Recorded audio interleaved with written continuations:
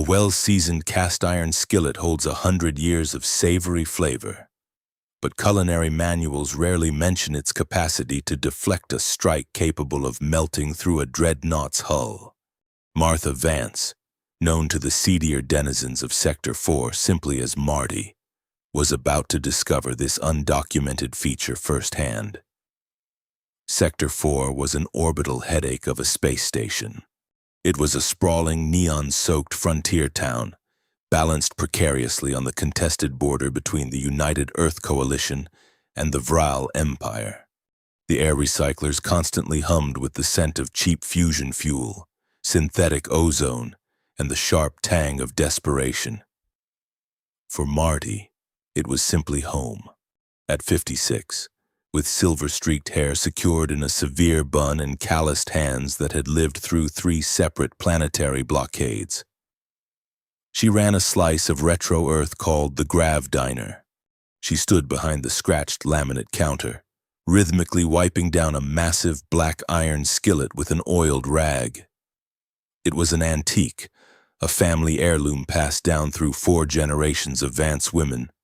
It had survived the atmospheric drop on the Mars colonies and the rationing riots of the late 20s. The pan was perfectly seasoned, possessing a glassy, non-stick surface earned through decades of searing synthetic steaks and frying farm-cloned eggs. The station was currently operating like a powder keg waiting for a spark. A fragile peace treaty between humanity and the Vral had been signed a mere 2 months ago, but the ink felt dry and brittle. Everyone in the Grav Diner ate their meals with one eye fixed squarely on the reinforced airlock doors. Today, that ambient paranoia was centered entirely on a twitchy, sweat-drenched human man huddled in the darkest corner booth. He was compulsively clutching a sealed military-grade data drive against his chest, treating it as if his very soul was trapped inside the encrypted metal casing. Marty noted his ragged breathing and darting eyes as she wiped down her counter. But she minded her own business. Out here on the frontier, uninvited curiosity was a terminal disease. The temperature in the diner abruptly plummeted by 10 degrees. The localized artificial gravity generators whined in sudden protest as the heavy plasteel doors slid open. 4 massive figures stepped into the harsh artificial fluorescent light. Vral shock troops. They were walking mountains of dark, biomechanical armor and obsidian scales.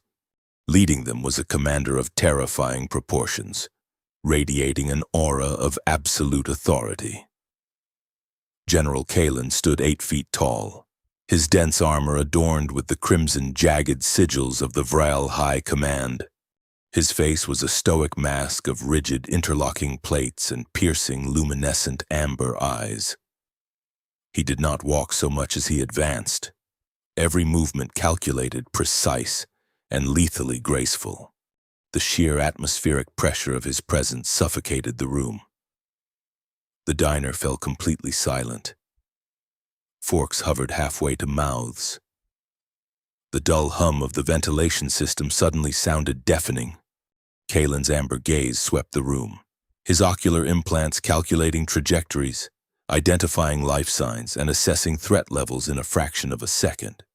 His eyes bypassed the terrified patrons and locked directly onto the twitchy man in the corner booth. The man panicked. He bolted, violently knocking over his synthetic coffee, and scrambled over the vinyl booth. He lunged wildly toward the narrow service corridor that led past the kitchen and directly into the station's labyrinth of maintenance shafts. The Vral soldiers moved with terrifying fluid speed to intercept, but Kalen raised a massive gauntleted hand, halting them instantly. He intended to handle this prey himself. Kalen cleared the intervening dining tables in a single, powerful bound.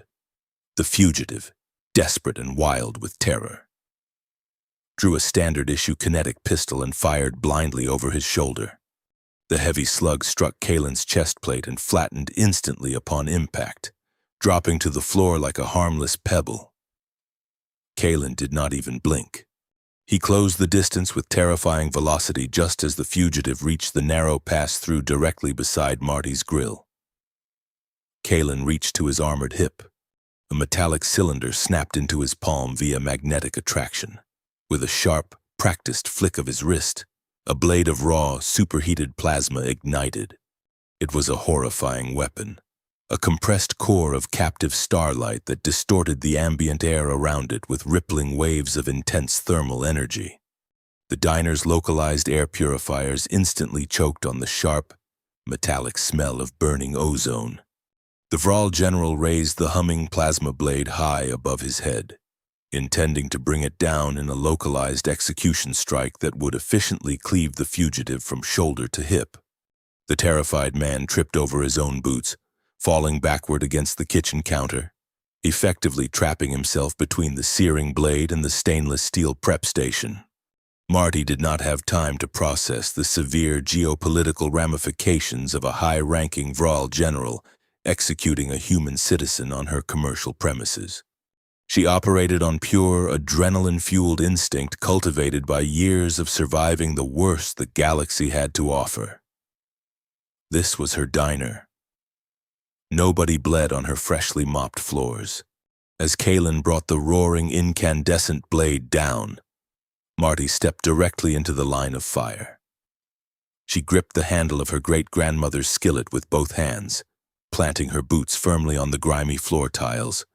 She swung the heavy block of seasoned iron upward in a flawless, two-handed parry, placing the flat of the pan directly in the descending arc of the plasma weapon. The collision was spectacular. A concussive shockwave of rapidly displaced air shattered every remaining glass in the diner. Blinding white light flared as the superheated energy violently met the dense, black iron.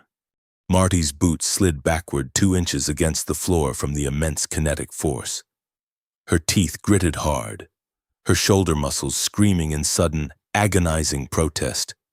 The ambient heat was blistering, instantly singeing her eyebrows and evaporating the accumulated grease on the skillet's surface in a thick puff of blinding white smoke. Yet, against all known laws of modern thermodynamics, the skillet held. The plasma did not shear through the antique metal. It splashed against the seasoned iron, violently contained and deflected by a molecular density that defied logic. For a suspended, breathless second, the towering alien warlord and the middle-aged human chef stood locked together in a surreal clash of futuristic terror and archaic resilience.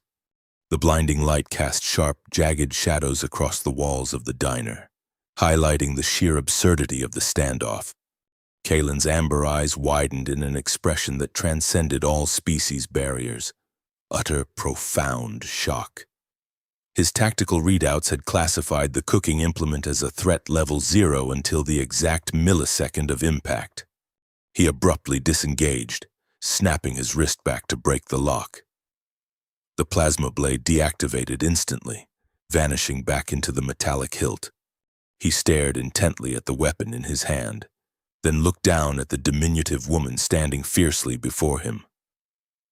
Marty slowly lowered the skillet. Her chest heaved with heavy, ragged breaths. The black metal of the pan was now glowing with a dull, angry red hue from the thermal transfer. Yet it remained entirely structurally intact.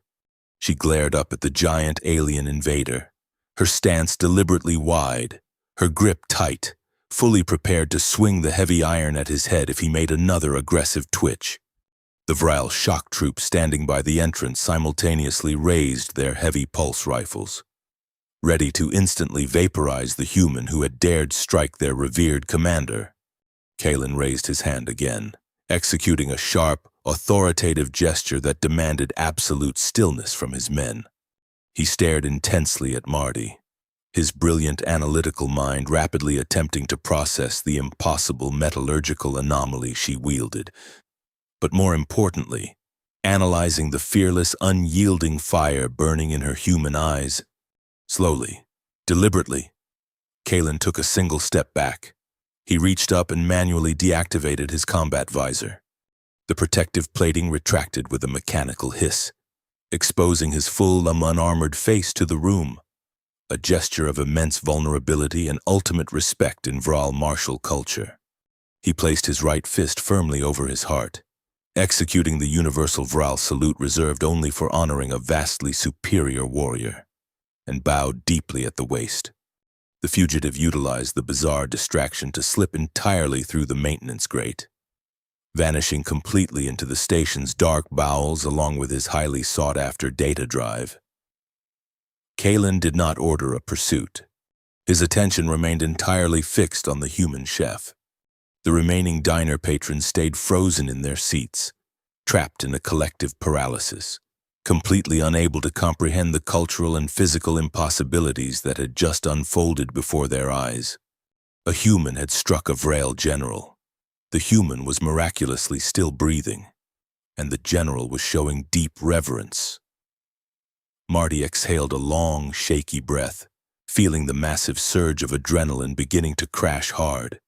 She carefully set the faintly glowing skillet down onto a reinforced steel prep station. The iron hissed aggressively as it met the cool metal surface. She looked the alien general dead in his glowing amber eyes, crossed her arms tightly over her flour-dusted apron, and addressed him with the exact same authoritative tone she routinely used for throwing out unruly space hands at 2 a.m. "There is absolutely no killing in my diner," Marty stated, her voice remarkably steady, masking the wild, frantic hammering of her heart. "You want to settle a score, you take it out to the promenade. In here, people sit down and people eat. Do we have an understanding?" The silence in the Grav diner was absolute, broken only by the angry hiss of a superheated cast-iron skillet cooling on a stainless steel prep station.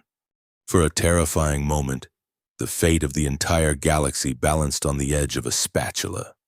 General Kalen stood to his full 8-foot height, his towering frame completely dominating the cramped walkway of the retro Earth establishment. He turned his massive, armored head toward his shock troops, who still held their heavy pulse rifles trained squarely on Marty's chest. With a single sharp gesture of his gauntleted hand, Kalen ordered them to stand down. The soldiers immediately lowered their weapons, their posture rigid with unquestioning obedience, though their unseen eyes undoubtedly conveyed deep confusion. A human had struck their commander, and the commander had bowed. This violated every known protocol of the Vrail military doctrine. Kalen turned his piercing, luminescent amber eyes back to Marty. His facial plating shifted slightly, an alien approximation of a thoughtful frown. When he spoke, his voice was processed through a subdermal translation matrix, emerging as a deep, resonant baritone that vibrated against the diner's aluminum paneling. "A warrior of your remarkable caliber clearly commands this battlefield," Kalen stated, his tone devoid of any mockery. "I will honor your rules of engagement.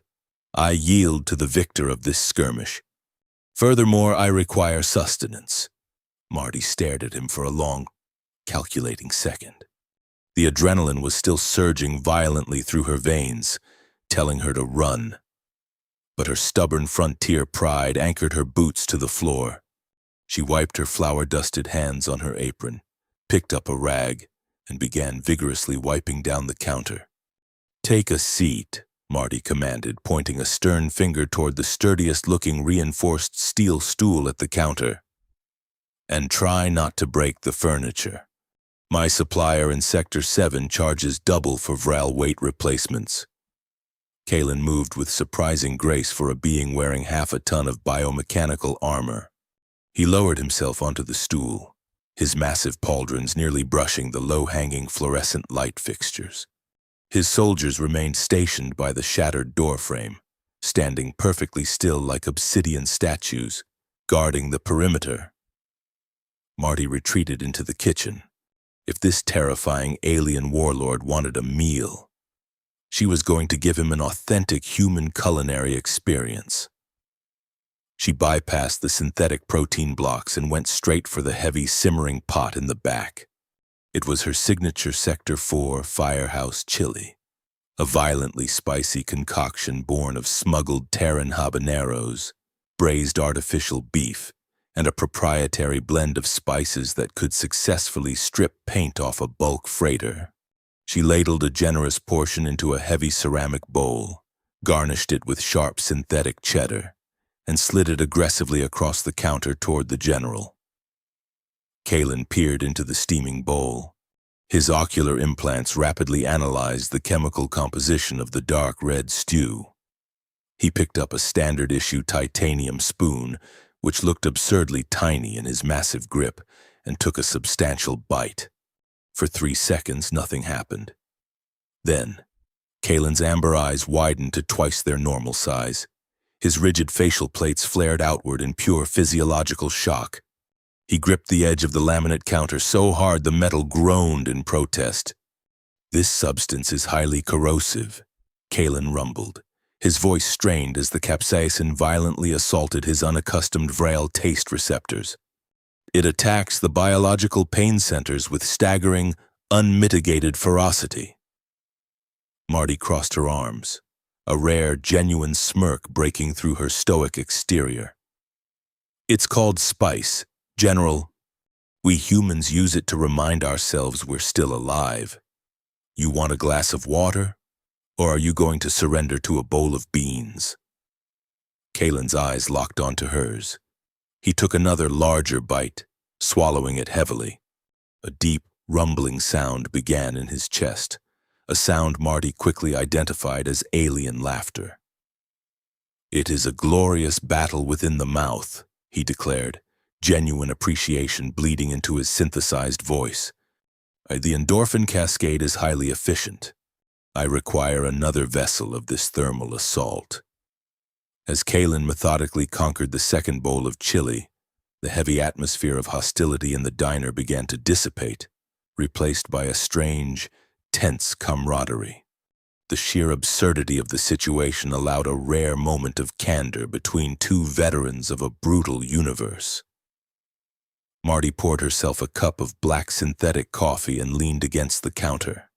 "So," Marty began, keeping her voice low, "you didn't bring an elite kill squad to my diner just to sample my cooking. That twitchy kid with the data drive. What makes him worth igniting a plasma blade in a neutral zone?" Kalen paused, his spoon hovering over the bowl. The warmth in his eyes hardened into cold tactical calculation. He looked around the empty diner, ensuring none of the remaining patrons were within earshot. "That courier," Kalen explained softly, "carried encrypted intelligence that proves the recent peace treaty is a carefully constructed theater. Human Governor Thorne and High Commander Varek, a radical separatist within my own High Council, have forged a clandestine alliance." Marty frowned, setting her coffee mug down. "Thorne? The guy shaking hands on the orbital broadcast every night? Why would he ally with a Vrail separatist?" "War is an exceptionally profitable enterprise for those who control the supply lines," Kalen stated grimly. "Peace threatens their power. They intend to execute a massive false flag operation at the upcoming diplomatic summit on my homeworld. The weapon they intend to deploy is highly classified, designed to leave no traceable energy signature. It will annihilate the Vrail High Council and the human diplomatic delegation simultaneously. The attack will be blamed on human extremists, igniting a war that will consume this entire sector."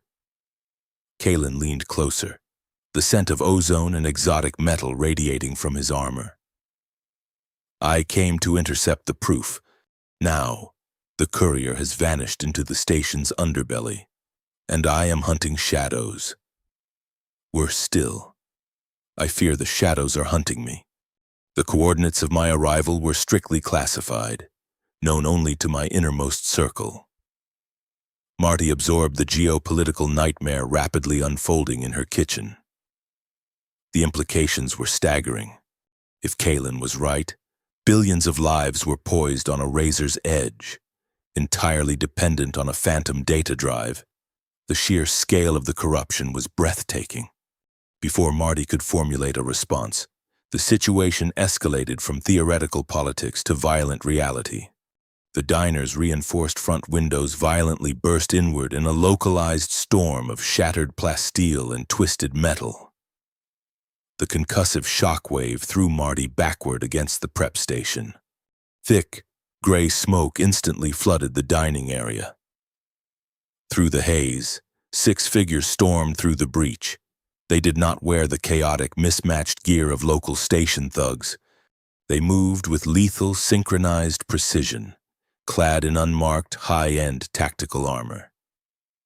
They carried heavy armor-piercing kinetic rifles designed specifically to penetrate frail biomechanical plating. The faint, unmistakable insignia of a radical human supremacist faction was etched into their shoulder guards. They had not come to arrest a general. They had come to execute one. Kalen reacted with terrifying speed. He kicked the heavy metal counter upward, flipping it entirely to create a makeshift barricade just as a hail of armor-piercing slugs tore through the space where his head had been a fraction of a second prior. The diner's retro decor was instantly shredded into flying shrapnel. "Stay down!" Kalen roared over the deafening mechanical chatter of the assault rifles. He drew a heavy kinetic sidearm, returning fire with pinpoint accuracy, forcing the assassins to seek cover behind the overturned booths. Marty did not stay down. Survival in Sector 4 meant never waiting to be rescued. This was her kitchen, her territory, and she knew every blind spot and lethal advantage it offered. 2 mercenaries vaulted the ruined counter, their weapons tracking toward Kalen's exposed flank. Marty dropped to the floor, sliding gracefully toward a tall, pressurized canister of culinary liquid nitrogen used for flash-freezing synthetic meats. She grabbed the heavy tank, spun the pressure valve to maximum, and hurled it directly at the nearest attacker. She followed it instantly with a heavy meat cleaver, striking the valve perfectly. The canister ruptured violently. A massive, localized cloud of sub-zero vapor erupted, instantly blinding the 2 mercenaries and freezing the servos in their tactical armor.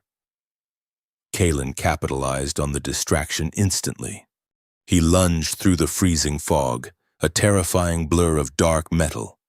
He bypassed his weapons entirely, using his immense physical strength to deliver a devastating, open-handed strike that crumpled the first mercenary's chest plate, sending him flying backward through the kitchen door. A third attacker flanked them from the narrow pantry corridor, raising a specialized plasma launcher aimed squarely at Kalen's back. Marty moved without thinking. She snatched a large metal vat of boiling synthetic frying oil from the deep fryer. With a raw shout of exertion, she swung the vat in a wide, violent arc, hurling the scalding liquid directly at the mercenary. The searing oil coated his tactical visor and chest armor. The man screamed, his aim thrown wildly off as the launcher discharged into the ceiling, raining sparks and melted wiring down upon them. Kalen smoothly pivoted, delivering a precise clinical strike to a nerve cluster on the attacker's neck, dropping him instantly to the linoleum floor. The remaining 3 mercenaries, realizing their massive tactical disadvantage within the cramped, hazardous environment of a hostile kitchen, initiated a rapid tactical retreat. They deployed a localized thermal smoke grenade, disappearing into the chaotic neon-lit promenade of Sector 4.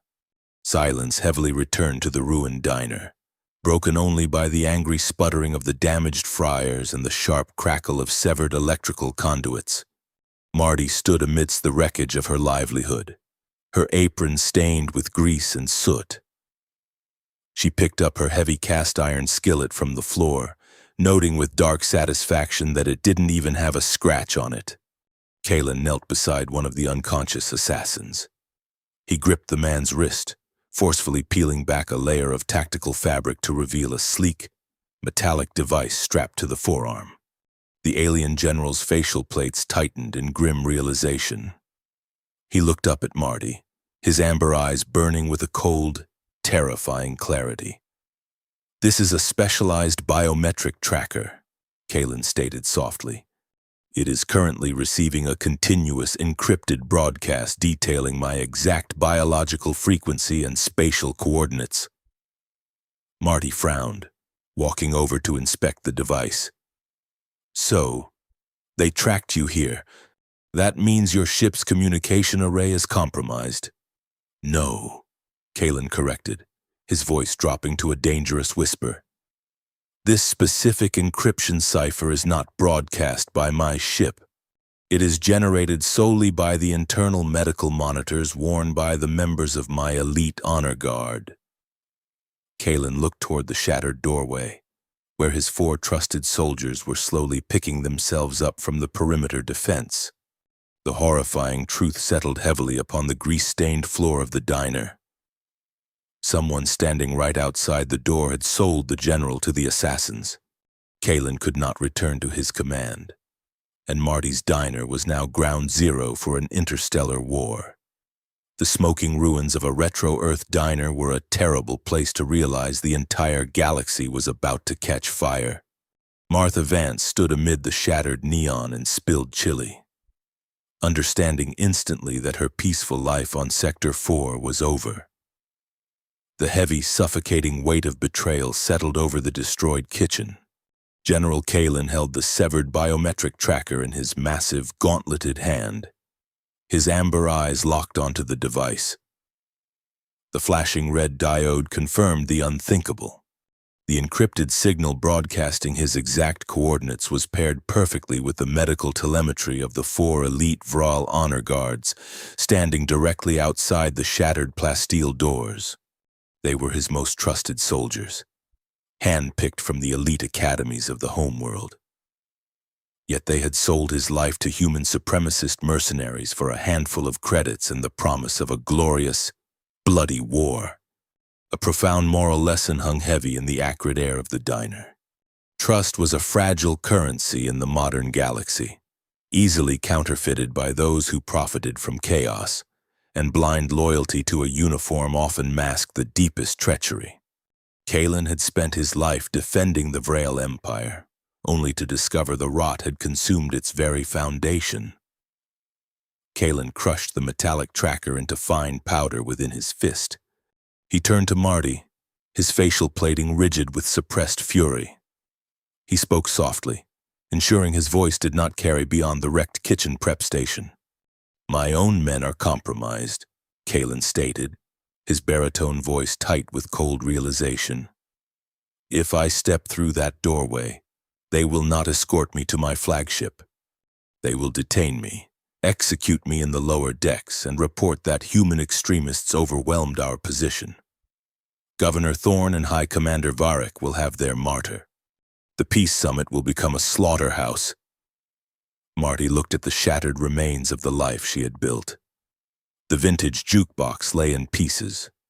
The stainless steel counters were scored with deep plasma burns.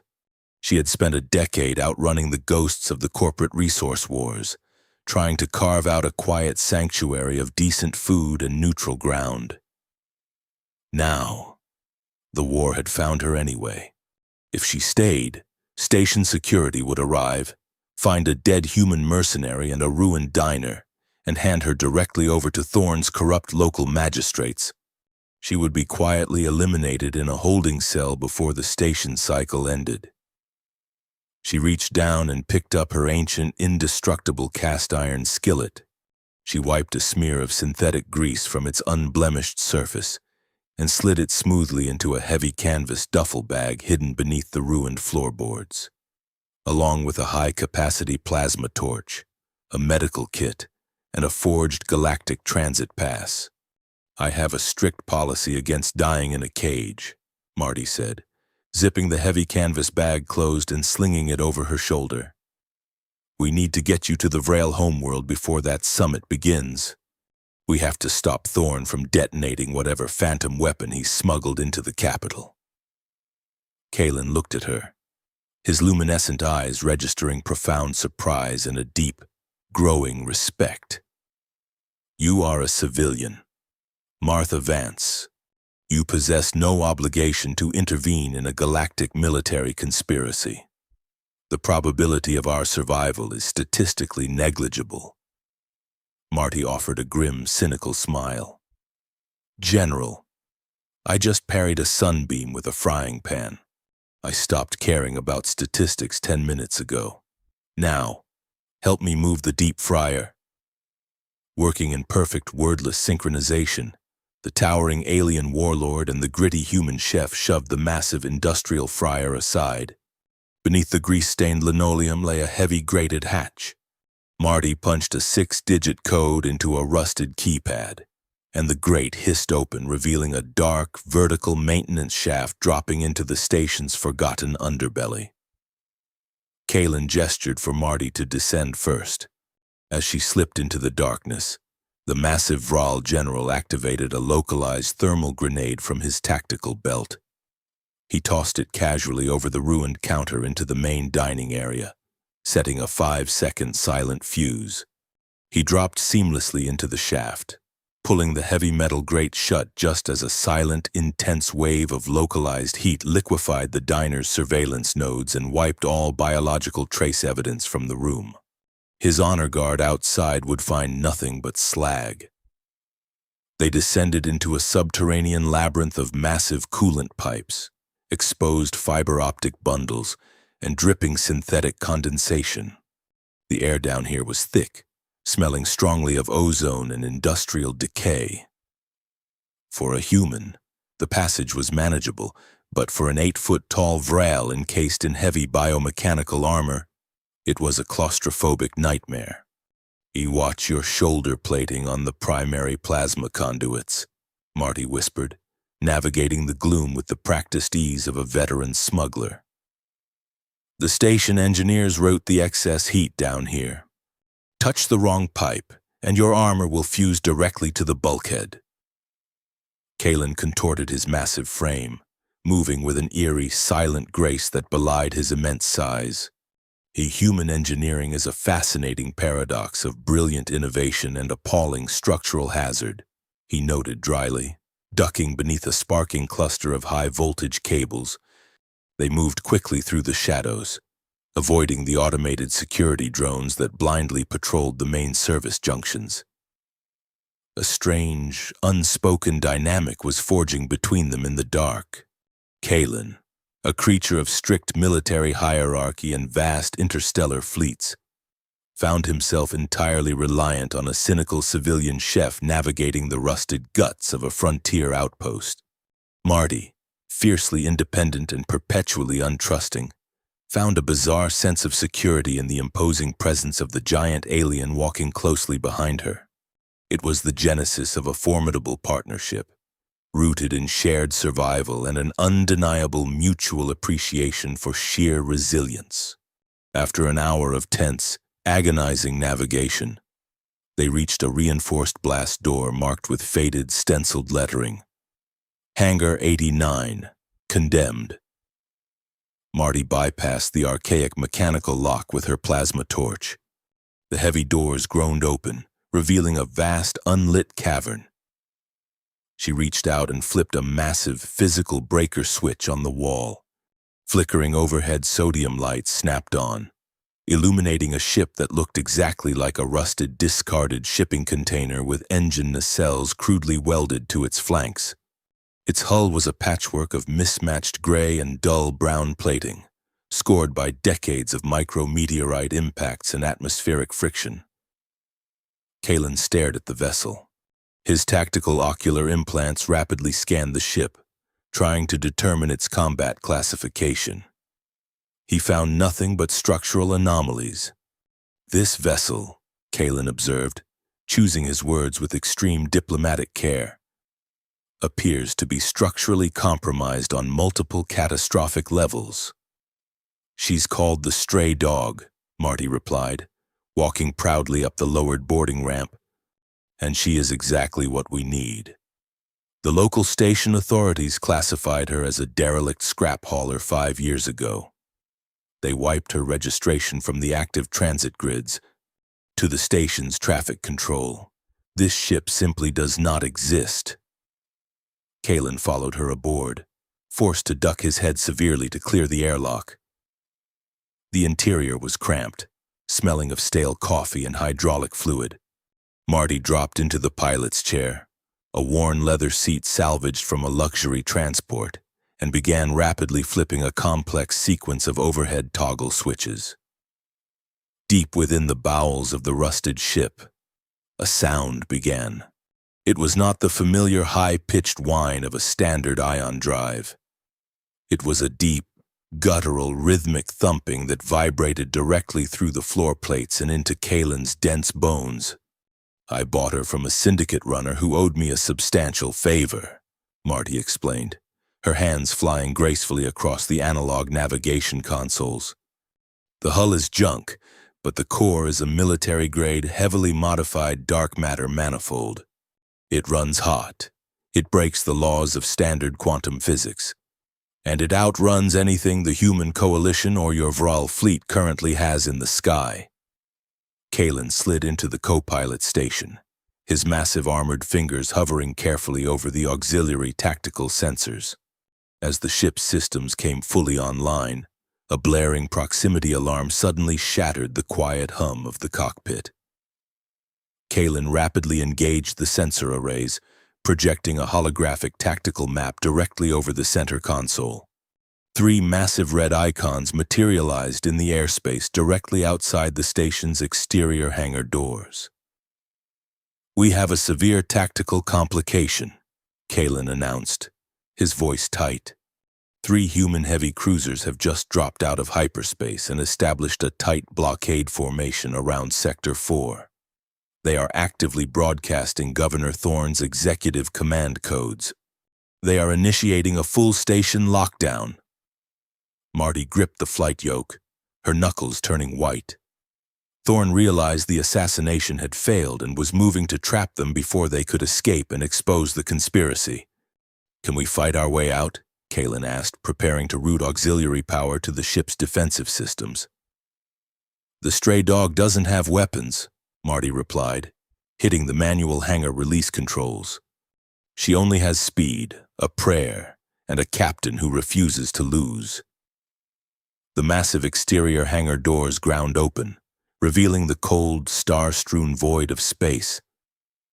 Framed against the cosmic backdrop were the 3 colossal, wedge-shaped human cruisers, their weapon batteries fully charged and glowing with lethal blue energy. "Hold on to something," Marty commanded. She slammed the main thruster quadrant forward. The rusted freighter shot out of the hidden hangar like a kinetic slug leaving a railgun.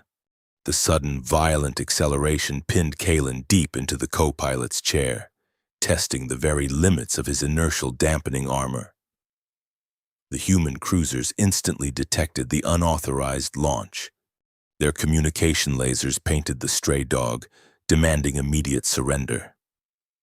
When Marty ignored the hails, the cruisers opened fire. Massive bolts of destructive ion energy tore through the vacuum, tracking the small freighter's trajectory. Marty threw the ship into a violent, spiraling, evasive roll, sliding the stray dog between the searing energy beams with mere meters to spare. She danced across the navigational controls, utilizing the dense asteroid field surrounding Sector 4 for temporary cover. "General, I need you to calculate the precise slipstream jump coordinates for your homeworld." Marty shouted over the screaming protest of the ship's overtaxed engines. "I can only keep us alive for exactly 90 seconds before they achieve a hard target lock." Kaylin's hands blurred across the navigation computer, his alien mind processing the complex spatial geometry required for a deep space jump. As he entered the final algorithm, he noticed a deeply unsettling anomaly on his localized sensor sweep.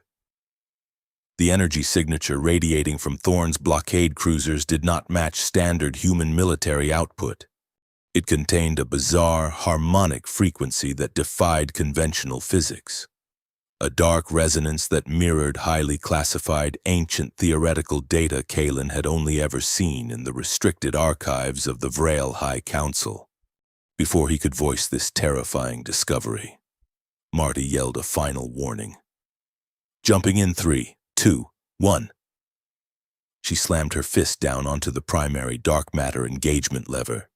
The universe outside the cockpit viewport stretched into infinite, blinding streaks of violet starlight, and the stray dog violently tore a hole through the fabric of reality, vanishing from Sector 4 and plunging into the perilous, unknown depths of slipstream space.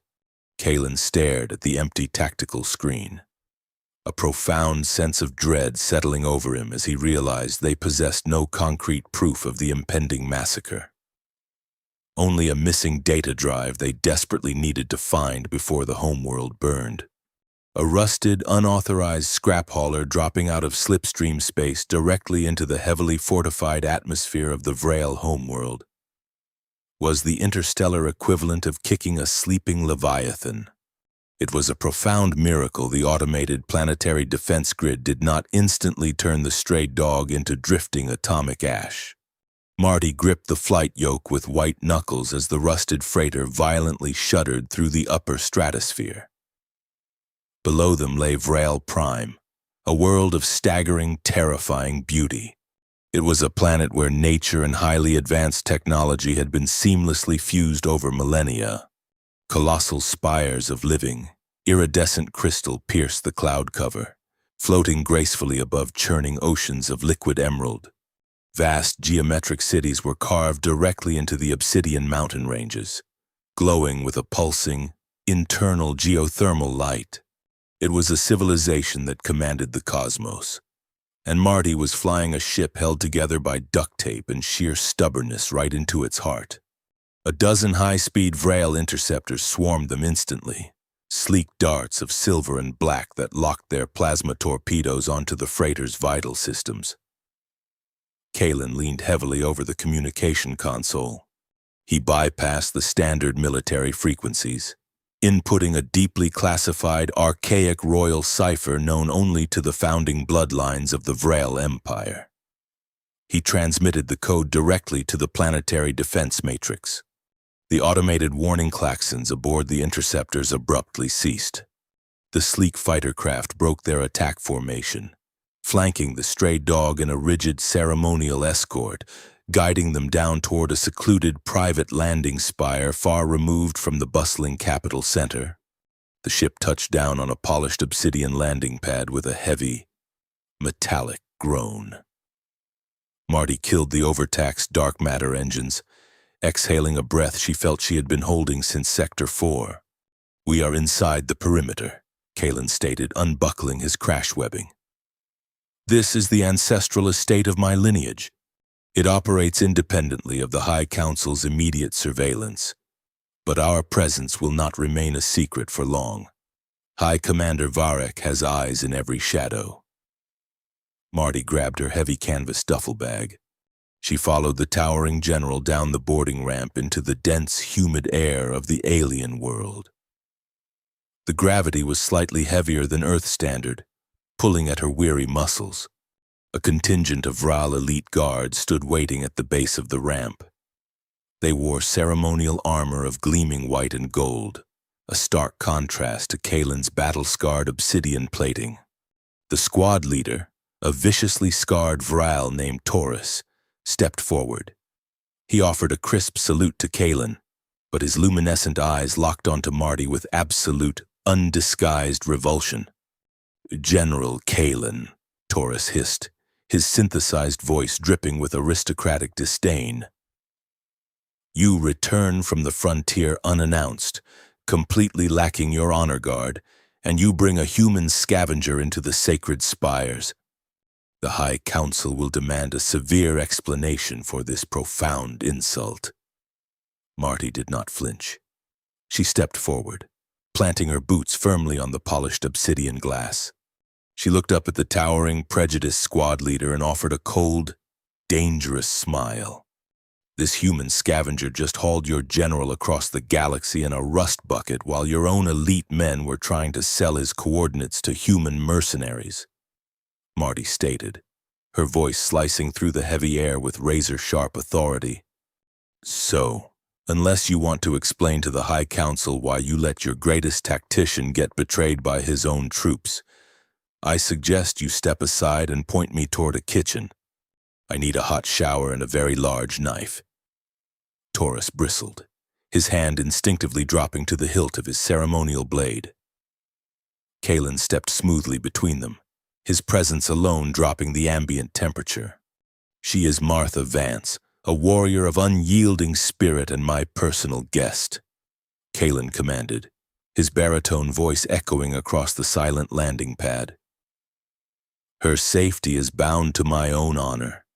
Speak to her with disrespect again, Taurus, and I will personally test your combat proficiency." The squad leader bowed stiffly, stepping aside to grant them passage into the vast, crystalline estate. Inside, the architecture was a dizzying display of geometric perfection and soft, ambient lighting. Kalen led Marty to a secure private wing of the compound. The heavy doors sealed shut behind them, locking the treacherous galaxy outside. For the first time since the chaotic brawl in the diner, the relentless pace of their survival halted. The adrenaline faded, leaving behind a crushing, shared exhaustion. Kalen stood in the center of the vast, vaulted room. Slowly, methodically, he began to disengage the heavy locking mechanisms of his biomechanical armor. The massive plates hissed and retracted, falling away to reveal his true form. Without the terrifying war shell, Kalen was still massive, but his biology was unexpectedly elegant. His skin was a deep, muted charcoal, marked with intricate silver scars that mapped a lifetime of brutal campaigns. He looked incredibly tired. The stoic, infallible general was gone, replaced by a weary soldier bearing the immense weight of a corrupt empire. Marty sat on the edge of a luxurious woven silk chair, watching him. She pulled a bruised metallic flask from her jacket pocket, unscrewed the cap, and took a long sip of smuggled earth bourbon. She held the flask out to him. Kalen crossed the room, his movements silent and graceful. He took the flask, analyzing the pungent liquid for a brief second before drinking. He coughed softly, a rumbling sound deep in his chest. "Your species," Kalen rasped, his eyes watering slightly. "Engineers poisons and calls them beverages." "It numbs the noise," Marty replied softly. He sat beside her on the wide, crystalline bench. The physical distance between them vanished. In the quiet solitude of the alien chamber, the stark differences in their species faded into irrelevance. They were simply two seasoned veterans who had spent their entire lives fighting other people's wars, only to discover the architects of those wars were the true enemy. "I have worn that armor for 40 cycles," Kalen murmured, staring down at his scarred hands. "I conquered worlds in the name of the High Council, believing I brought order to the chaotic dark. Now, I see my entire life's work was merely a tool to enrich cowards who orchestrate massacres from comfortable thrones." Marty reached out, placing her calloused human hand gently over his massive, charcoal-skinned fingers. It was a simple gesture, yet it carried the weight of a profound, unspoken understanding. "War is a meat grinder, Kalen," Marty said gently, her thumb tracing a silver scar on his knuckle. "It eats the young and feeds the rich. I learned that on the Mars colonies. You just learned it today. The pain doesn't change, no matter what planet you're on.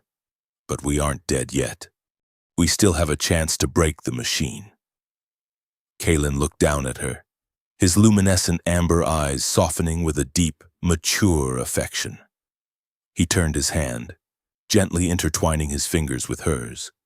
It was a quiet blossoming of romance, forged not in the fiery passion of youth, but in the enduring, hardened steel of mutual respect and shared survival. "To stop the summit, I must secure an immediate audience with the High Elder," Kalen explained, his voice a low, intimate rumble. "However, High Commander Varric controls the bureaucratic access. He will stall my petition until the false flag attack is executed. We cannot fight our way into the central sanctuary. We require a method of bypass that Varric cannot legally deny. Marty withdrew her hand, her mind instantly pivoting from quiet comfort to tactical strategy. Every culture has a loophole. Kaelin, what is yours? There is an ancient tradition, Kaelin mused, standing up and pacing the room. The Kethra, the rite of the hearth. In the earliest days of our civilization, before the armor and the plasma blades, a petitioner could demand an audience with a ruling elder by presenting a meal of flawless execution, utilizing rare and challenging elements. It is a demonstration of respect, patience, and absolute mastery over one's environment. If the dish is accepted, the audience is mandatory by sacred law, but it has not been successfully invoked in 500 years. Marty stood up, a dangerous spark igniting in her eyes. She walked over to her canvas duffel bag and pulled out her heavy, perfectly seasoned cast-iron skillet. "General," Marty said with a fierce, confident grin. "Take me to your pantry." The ancestral kitchens of Kaelin's estate were a marvel of thermal induction plates and stasis field storage units. Marty stood before a massive array of bizarre, alien ingredients.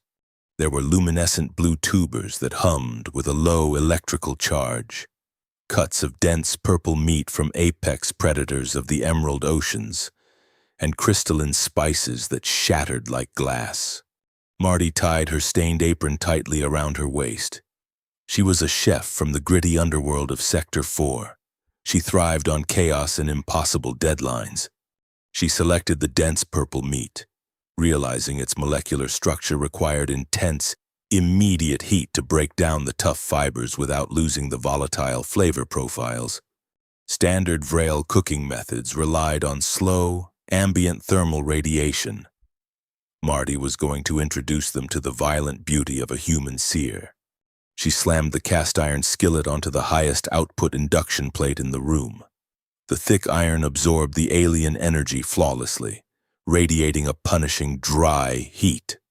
She chopped the luminescent tubers with blinding speed, utilizing their natural electrical charge to tenderize the meat upon contact.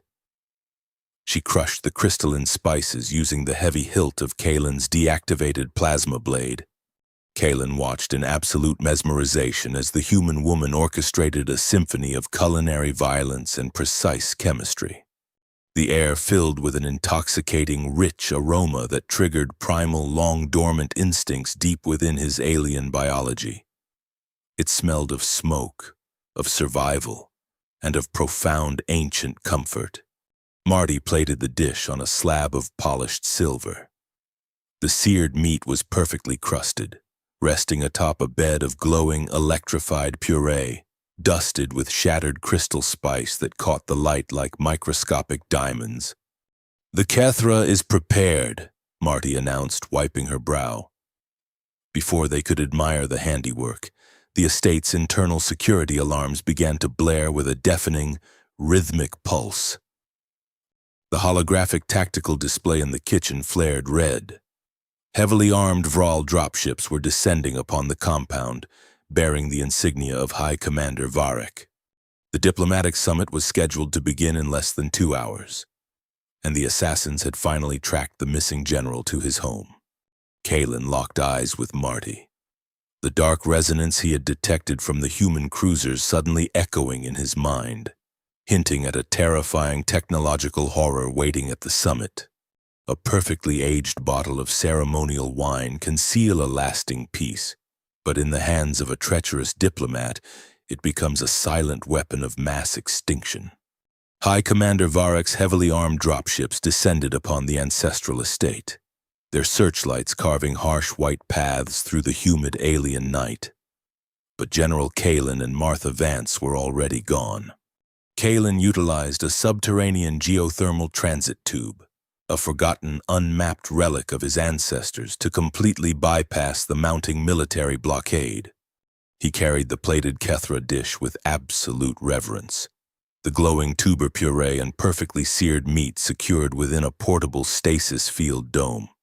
Marty followed closely behind him, her heavy canvas duffel bag slung over her shoulder, the ancient cast-iron skillet resting heavily against her spine. They emerged deep beneath the high summit hall. The architecture above them was a staggering achievement of Vral engineering, a colossal dome of polished, transparent diamond glass that offered a pristine, sweeping view of the vibrant galactic arm.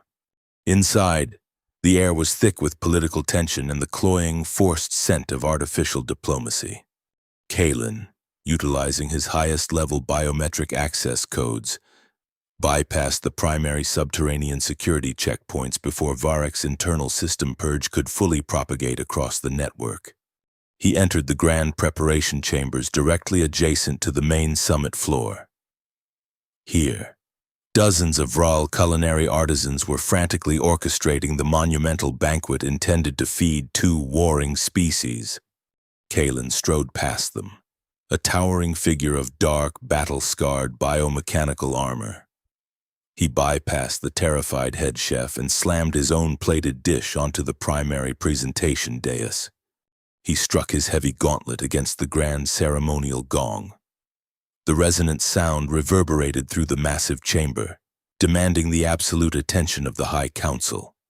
By invoking the Kethra, he triggered a biological and legal imperative deeply rooted in Vral religion that even High Commander Varek could not override without inciting an immediate, bloody civil war, while the Vral guards rushed to intercept Kalen and process his sacred claim.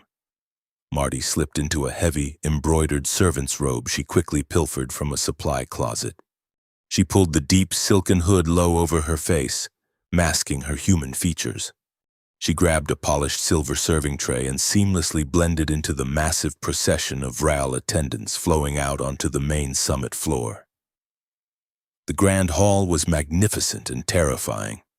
The Vral High Elders sat upon elevated thrones of dark, polished obsidian, their luminescent amber eyes watching the proceedings with cold, calculating intellect. Opposite them sat the human diplomatic delegation, a collection of stiff, uncomfortable politicians wearing severely tailored suits. At the absolute center of it all stood Governor Thorne. He was a handsome man with immaculately styled silver hair and a flawlessly practiced smile that radiated a chilling, false sincerity. He was currently addressing the High Elder, his voice amplified across the flawless crystalline acoustics of the dome. To commemorate this historic era of unprecedented cooperation, Thorne declared, gesturing smoothly to a magnificent velvet-lined case held by his personal honor guard, "I present a token of Earth's deepest respect, a vintage derived from the oldest surviving vineyards of our homeworld. A wine meant to be shared only among true equals." Thorne's heavily armored guards opened the case. Inside rested an elegant, elongated bottle of dark glass, alongside 6 intricately carved crystal goblets. Marty moved closer, weaving expertly through the crowded floor under the guise of offering spiced water to the lower delegates. Her years surviving the brutal underbelly of Sector 4 had trained her to spot a rigged deck from 50 paces. She watched closely as Thorne's lead guard, a massive, blocky human whose movements seemed unnervingly precise and rigid, poured the dark, ruby liquid into the waiting goblets. Marty flared her nostrils, drawing in a deep breath of the ambient air. Beneath the heavy, sweet aroma of the fermented grapes, her highly trained olfactory senses caught something deeply, terrifyingly wrong. It was a sharp, acrid undertone, reminiscent of oxidized copper and scorched synthetic ozone. It was entirely imperceptible to the alien Vral, whose olfactory receptors were tuned to completely different environmental hazards. And it was effectively masked to the human politicians by the heavy perfume heavily pumped into the hall. But Marty was a chef who had spent decades surviving assassination attempts and corporate espionage on the frontier. She knew the exact chemical signature of binary volatile compounds. She watched with sharp focus as the liquid settled in the crystal goblets. A microscopic, almost invisible layer of clear viscous fluid rested at the absolute bottom of each cup. The wine itself was merely the catalyst. Once the two liquids fully mixed and hit the exceptionally high internal body temperature of a virile elder, it would instantly trigger a massive, untraceable neural hemorrhage. It was an extinction-level assassination flawlessly disguised as a diplomatic toast. Governor Thorne raised his glass high, offering a magnanimous nod to the High Elder. The elderly Vral leader reached out, his long, heavily ringed fingers wrapping gently around the poisoned goblet. Marty did not hesitate. She dropped her silver serving tray. The loud, metallic clatter drew immediate, shocked attention across the silent hall. She sprinted across the polished diamond glass floor, throwing off the heavy servant's hood. She reached into her canvas duffel bag as she ran, her hand closing securely around the familiar worn handle of her great-grandmother's cast-iron skillet. "Do not drink that," Marty roared, her voice carrying the full, unadulterated grit of a Sector 4 brawler. She launched herself off a decorative marble pillar, vaulting directly onto the central diplomatic table. With a furious, sweeping backhand swing of the heavy iron skillet, she struck the tray of goblets just as the High Elder brought the crystal rim to his lips. The physical impact was catastrophic. The intricately carved glass shattered into 1,000 razor-sharp fragments. The dark red wine sprayed wildly across the pristine white robes of the Vrail elders and the tailored suits of the human politicians. The spilled liquid hit the polished surface of the table, instantly reacting with the hidden binary compound. A vicious, localized chemical fire violently erupted, burning with a bright, unnatural blue flame that rapidly ate straight through the dense marble. Absolute pandemonium consumed the grand hall. The international incident was perfectly complete. The Vral elite guard instantly drew their heavy kinetic weapons, aiming squarely at the human woman standing defiantly on the burning table. The human delegation screamed and scrambled backward in pure, unadulterated terror. Governor Thorne did not scream. His flawless smile vanished entirely, replaced by a mask of cold, calculated malice. The quiet assassination had failed, but his secondary, vastly more violent objective was already in motion. He keyed a rapid, hidden sequence on his wrist gauntlet. "Secure the room," Thorne commanded, his voice completely devoid of any diplomatic warmth. "The Vrail have orchestrated a lethal trap." His personal honor guard reacted with unnatural, terrifying speed. The blocky human who had poured the wine suddenly reached up and violently ripped the synthetic skin completely from his own face. Underneath the false flesh lay a gleaming, heavily armored chrome skull equipped with glowing red optical sensors. They were not human soldiers. They were illegal, highly classified military combat synthetics, designed for maximum unfeeling slaughter. The synthetics opened fire. Their heavy rotary cannons tore indiscriminately into the Vral elite guards. The massive diamond glass dome began to groan and fracture under the concussive force of the heavy weapons. From the shadows of the preparation chamber, General Kalen erupted into the hall. He had donned his biomechanical armor once more, becoming a towering engine of dark destruction. He charged directly into the line of fire, his personal energy shields flaring brilliantly as they absorbed a massive barrage of heavy kinetic slugs meant for the fleeing High Council. "Martha!" Kalen bellowed over the deafening roar of the synthetic cannons. "We must secure an immediate exit vector." Marty leaped off the burning table, bringing her heavy cast-iron skillet down hard onto the exposed armored joint of an advancing synthetic. The dense iron crunched brutally through the delicate servo mechanisms, violently buckling the machine's leg and sending it crashing heavily to the polished floor.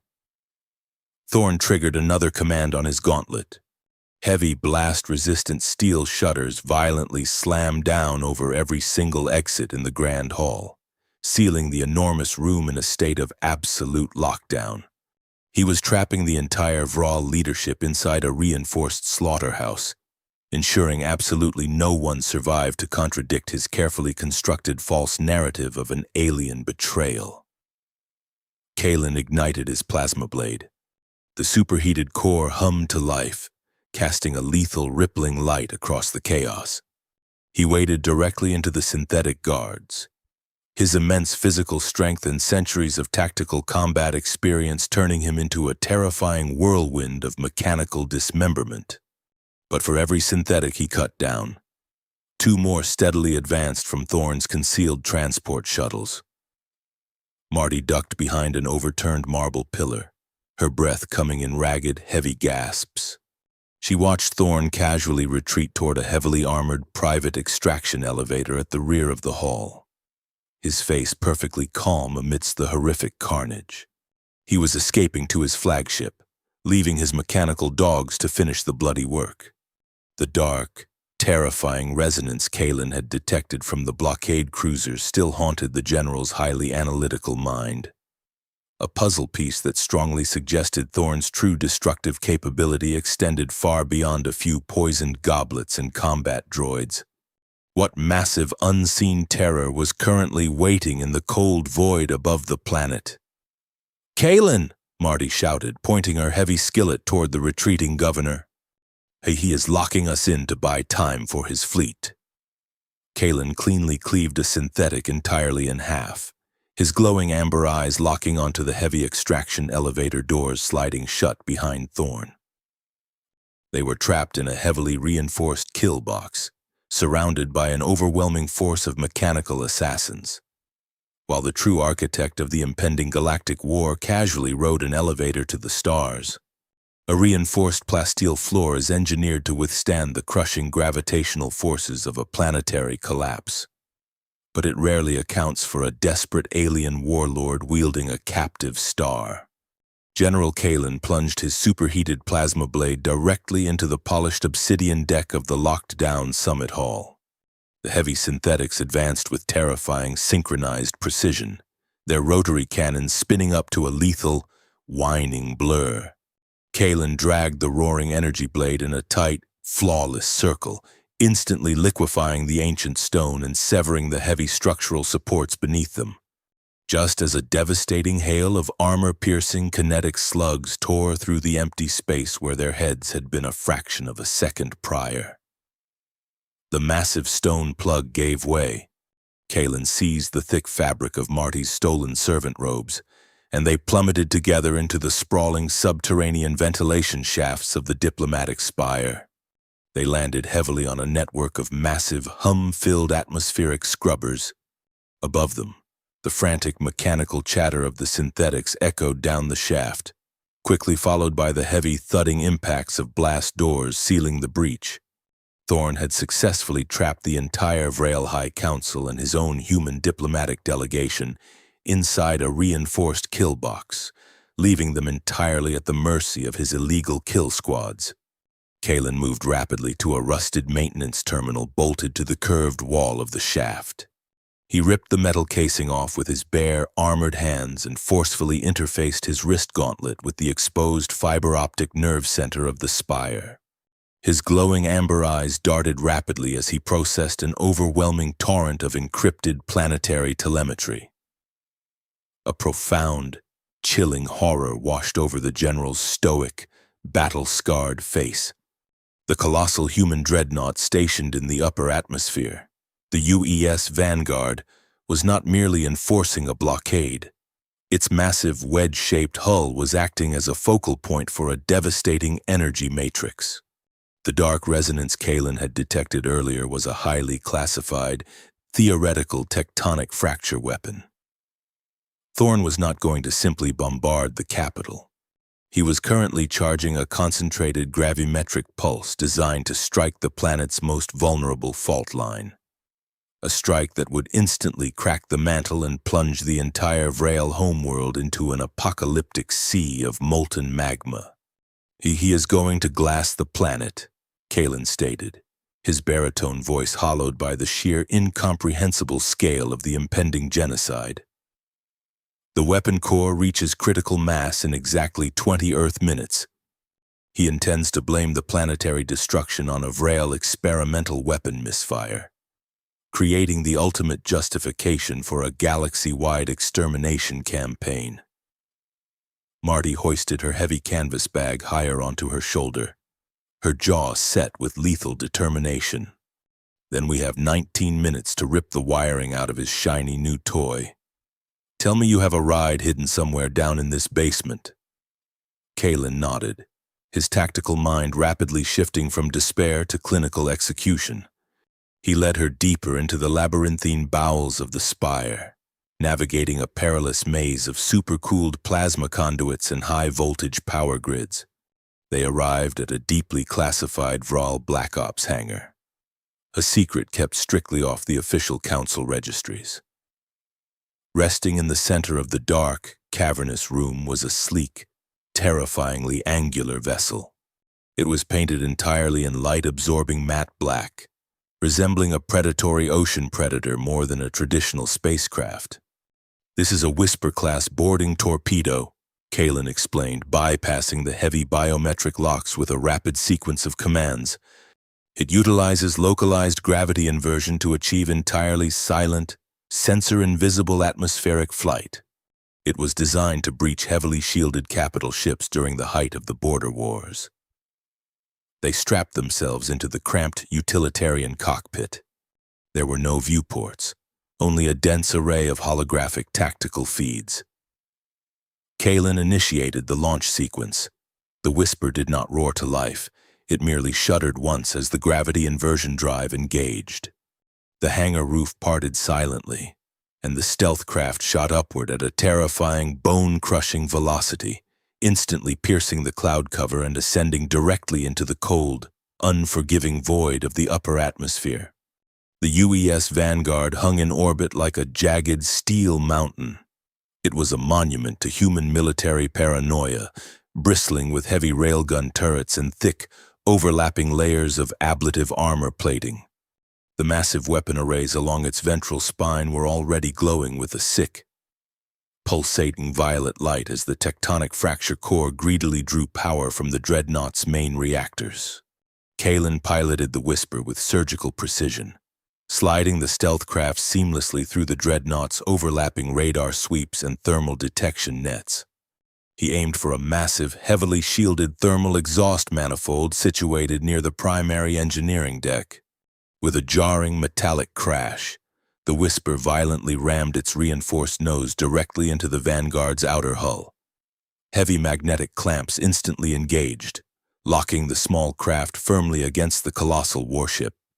A ring of superheated laser cutters deployed from the torpedo's nose, rapidly carving a circular entry point through 3 solid feet of hardened titanium armor.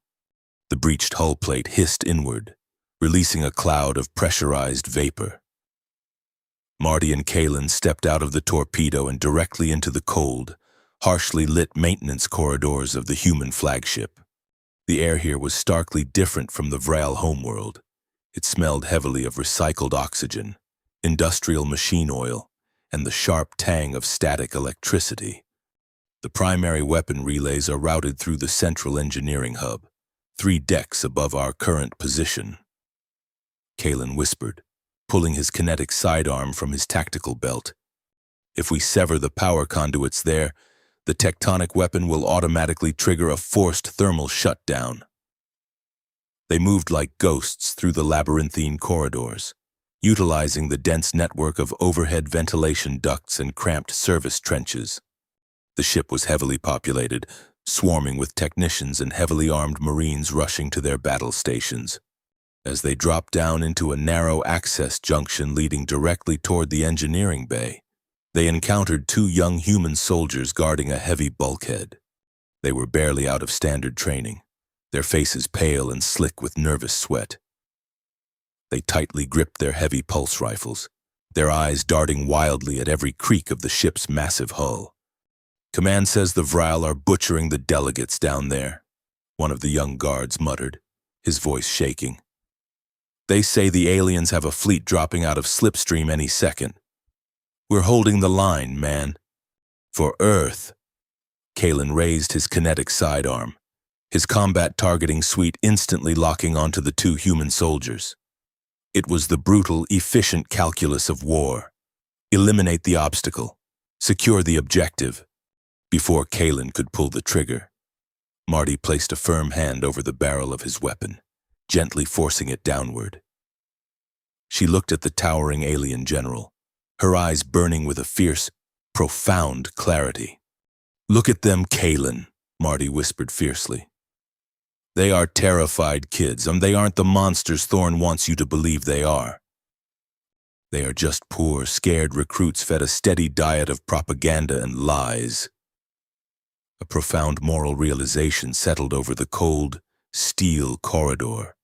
Marty saw the exact same fear in these soldiers that she had seen in the drafted miners during the corporate resource wars. Fear was the ultimate, universally accepted currency of tyrants. Thorn was weaponizing their basic human instinct to protect their homes, twisting their inherent decency into blind, destructive patriotism. If Kalen slaughtered these misguided kids, he was merely validating Thorn's horrific narrative. He would become the exact monster the human supremacy movement needed him to be. Kalen slowly lowered his weapon, the rigid plates of his face softening. He understood. True victory was not found in matching the enemy's brutality, but in fiercely maintaining one's own humanity when the dark demanded bloodshed. Marty slipped silently from the shadows, moving with the quiet, lethal grace of a Sector 4 survivor. She closed the distance before the young guards even registered the shift in the ambient lighting. She did not draw a blade or a blaster. She swung the heavy, flat bottom of her cast-iron skillet in a tight, controlled arc. The seasoned iron connected cleanly with the side of the first guard's combat helmet, delivering a concussive, non-lethal shock that dropped him instantly into a deep, dreamless unconsciousness. The second guard gasped, raising his rifle, but Marty had already pivoted. She drove her elbow sharply into his solar plexus, followed by a swift, precise strike to his carotid artery. He crumpled to the floor beside his partner, completely unharmed but entirely immobilized. Marty quickly secured their wrists and ankles with heavy industrial zip ties pulled from her canvas bag. She dragged them gently into a dark utility alcove, safely out of the primary blast zones. "Decency is a choice, General," Marty said softly, adjusting her grip on the heavy skillet. "And today, we choose not to play Thorn's game." Kalen nodded, a deep, resonant respect echoing in his chest.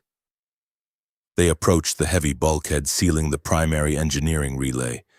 Marty pulled a heavily modified data slicer from her pocket, seamlessly interfacing it with the human security panel. Her fingers flew across the analog keypad, bypassing the complex biometric locks with the practiced ease of a veteran smuggler. The heavy steel doors hissed apart. They stepped into the massive, cavernous engineering hub. Towering pillars of pulsating energy stretched toward the high ceiling, funneling raw, catastrophic power directly into the tectonic weapon's central core. Marty sprinted toward the primary control console, her hands diving rapidly into the exposed wiring, aggressively rerouting the coolant protocols to force a catastrophic thermal overload in the weapon's firing sequence.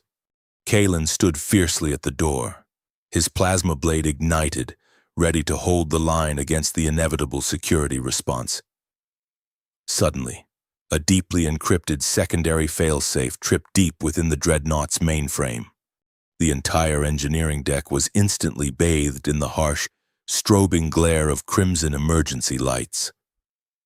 A deafening mechanical siren began to wail, vibrating violently against the steel floor plates. The massive holographic displays above the console flashed with a terrifying update. A heavily modulated, chillingly calm voice echoed across the ship's internal public address system. It was Governor Thorn. A manual override detected in the primary relay. Thorn's voice announced, dripping with cold amusement. "A valiant effort, General Kalen, but entirely futile. I have bypassed the secondary safety protocols. The tectonic core will now reach critical ignition in exactly 3 minutes. Marty stared at the rapidly dropping numbers on the digital countdown, her heart hammering against her ribs. They had severed the local connection, but Thorne was controlling the firing sequence directly from the heavily fortified bridge. They had less than 180 seconds to fight their way through the most heavily guarded sector of the warship and manually destroy the control console. Before Kalen could move, the secondary blast doors at the far end of the engineering deck violently hissed open, revealing a terrifying, unexpected horror standing directly between them and the bridge. A dreadnought's primary engineering deck is designed to survive a direct hit from a plasma torpedo, but it was never meant to contain the concentrated fury of a betrayed Vrail general. The secondary blast doors had retracted to reveal 2 massive quad-legged heavy assault synthetics, their chrome chassis completely blocking the only route to the bridge. These were not the standard humanoid models from the summit hall. They were walking siege engines, equipped with dual-linked plasma incinerators and thick, ablative shielding that glowed with a sickly yellow hue. Kalen did not hesitate. He charged the mechanized behemoths, a terrifying blur of obsidian armor and superheated light. The synthetics tracked his movement, unleashing a torrent of searing plasma fire that scorched the steel deck plates. Kalen slid beneath the first volley, his energy shields flaring violently as they absorbed the ambient heat. With a brutal, sweeping strike of his blade, he severed the front 2 legs of the left synthetic. The massive machine crashed forward, its targeting sensors sparking wildly as it collapsed into a tangle of heavy machinery. The second synthetic pivoted, aiming its incinerators directly at Marty. She was already moving, sprinting along a narrow maintenance catwalk above the main floor. As the heavy weapons locked onto her, she hurled a heavy magnetized hydrospanner with deadly precision. The tool clamped directly onto the synthetic's exposed cooling vent. The machine's internal temperature immediately spiked, forcing its weapons to momentarily disengage to prevent a catastrophic core meltdown. Kalen capitalized on the microsecond of vulnerability, driving his plasma blade straight upward through the synthetic's heavily armored underbelly, completely incinerating its central processing unit. The machine went rigidly dark, toppling sideways with a heavy metallic groan. "The bridge elevator is clear," Kalen shouted, deactivating his blade as he vaulted over the ruined chassis. "We have 90 seconds before the tectonic core detonates." They sprinted into the sleek, high-speed lift, Kalen overriding the security protocols with a brutal punch to the control panel. The elevator shot upward, the immense gravitational force pressing them heavily against the reinforced glass. Below them, the sprawling engineering bay fell away, a chaotic web of flashing emergency lights and ruptured conduits. But would their desperate breach be enough to halt the countdown, or were they simply rushing to a front-row seat for a planetary execution? The elevator doors slammed open, revealing the nerve center of the UES Vanguard. The bridge was a vast, circular command theater, lined with complex holographic displays projecting the tactical layout of the planet below. Dozens of highly trained human bridge officers stood frozen in terror at their stations, staring at the towering Vraal warlord and the soot-stained human chef who had just violently breached their secure sanctum.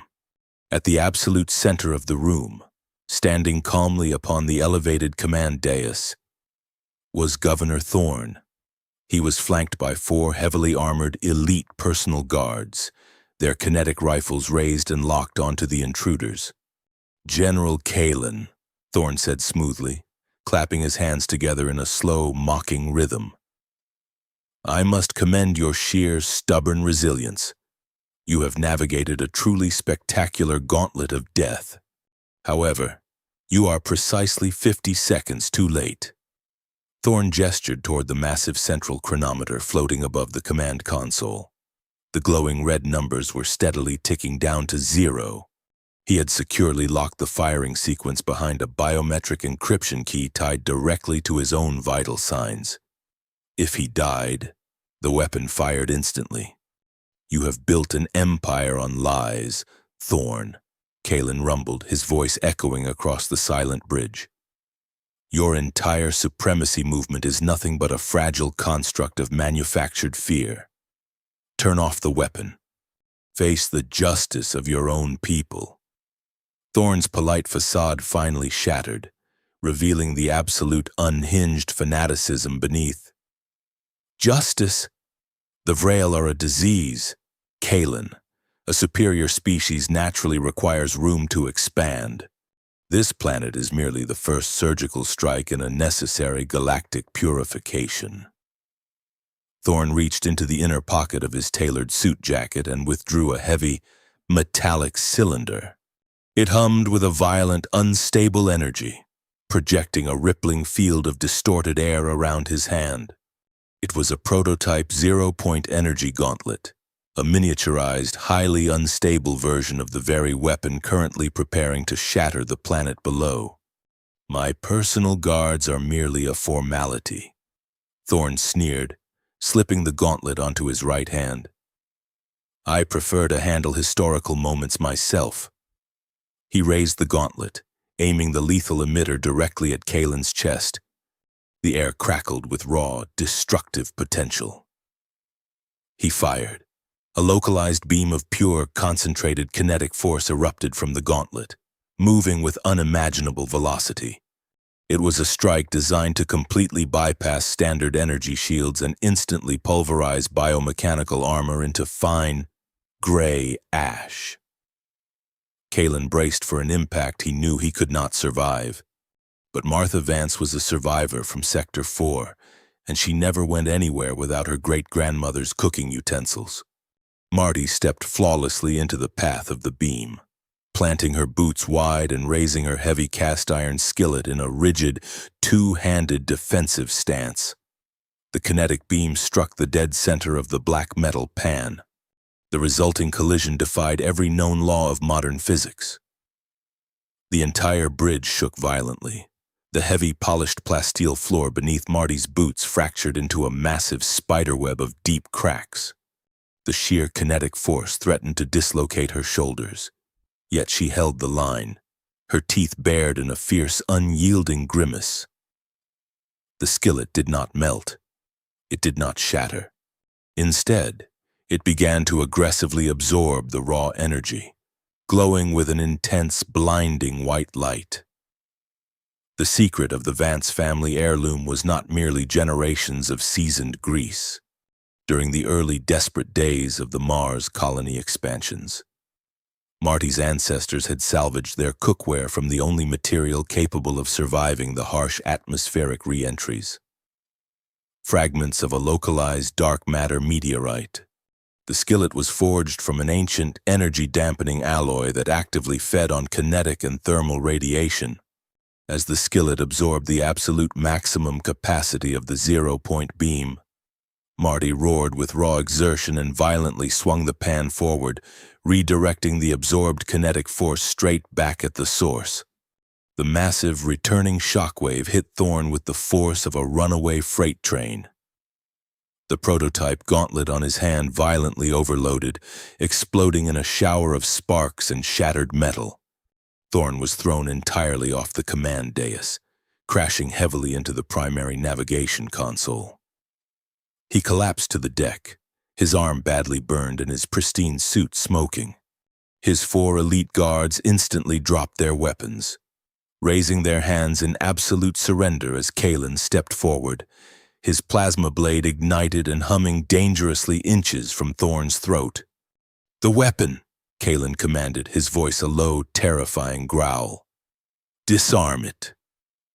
Thorn, gasping in intense pain, looked at the massive alien and the human woman holding the glowing iron pan. He offered a bloody, defiant grin. "It is tied to my biometrics. Kill me, and it fires. Keep me alive, and it fires in 10 seconds. You lose. Kalen." Marty sprinted up the steps of the command dais. She did not look at Thorn. She pulled her heavily modified data slicer from her pocket and jammed it directly into the primary communication matrix of the Vanguard. She was not trying to hack the weapon. She was hacking the ship's external broadcast array.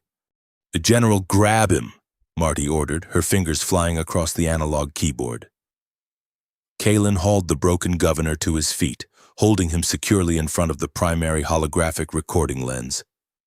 "I am overriding his localized encryption," Marty shouted over the blaring warning sirens. "I am broadcasting the internal security feeds of this bridge, along with the audio recordings of his confession from the engineering deck, directly to every human cruiser and Vril interceptor in the sector. Unencrypted. All frequencies." Thorne's eyes widened in sudden, absolute terror. His entire conspiracy, his carefully constructed false flag narrative, was instantly exposed to the very fleets he intended to manipulate. "Transmission live," Marty confirmed, slamming the final key. On the vast tactical display surrounding the bridge, the massive red icons representing the human blockade fleet suddenly ceased their aggressive maneuvers. The Vril defense grid held its fire.